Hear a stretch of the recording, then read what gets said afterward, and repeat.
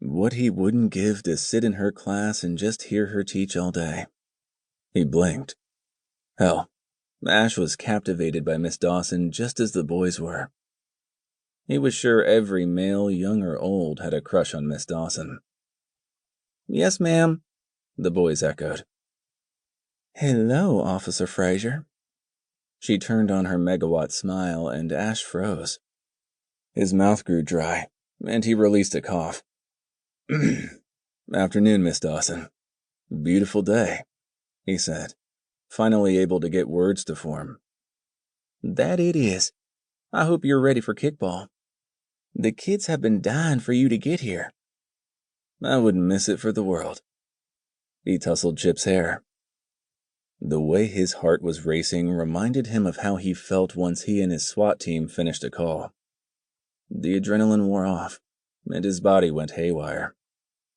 "Go grab Officer Fraser a ball so we can pitch," she instructed. The boys raced off in search of the ball that would be used for the game. "You aren't joining us?" he joked, raising his eyebrows. "Me?" she scoffed. "I wouldn't want to show off my skills and make you all feel worthless on the field." A grin spread across his face. "Is that a challenge, Miss Dawson?"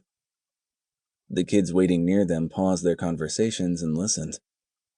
"Miss Dawson, you never play with us," Chip noted, walking over. He tossed the kickball to Ash. He caught it with one hand and faced her again, tucking the ball against his hip. "Yes, Miss Dawson, why don't you play?" a young girl named Sarah asked, coming to stand next to Miss Dawson. "I'm not dressed to play," Miss Dawson answered with a laugh.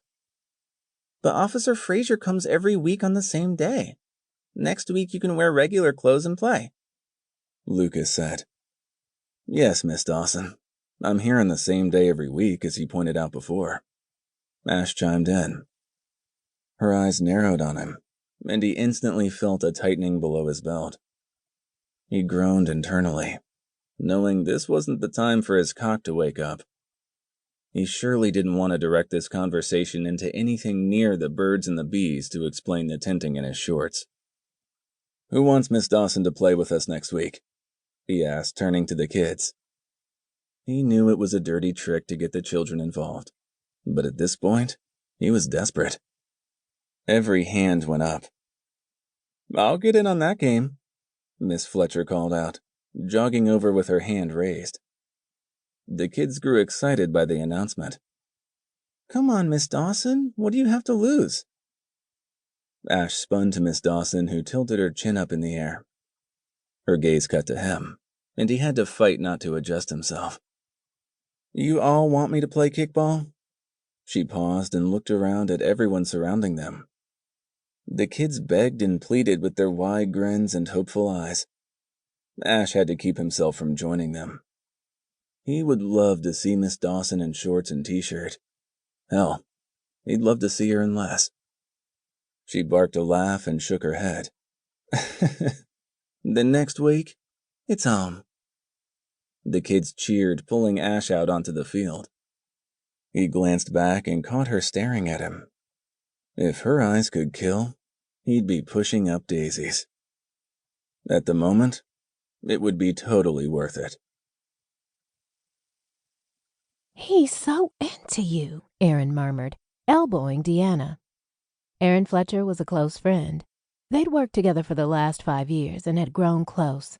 They both taught 5th grade and always had their classrooms compete against each other. Didn't matter what it was. Kickball, which class could read the most books in a semester, 5th grade Jeopardy. The list grew longer each year. Their competitions were legendary.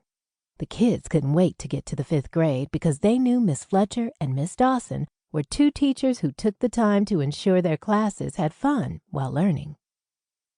Deanna had to tear her gaze from the field. She was captivated by Officer Fraser. Her heart raced while she watched him with the kids. He gave one of the other boys a high five, and her ovaries did a little dance. "Get a grip,"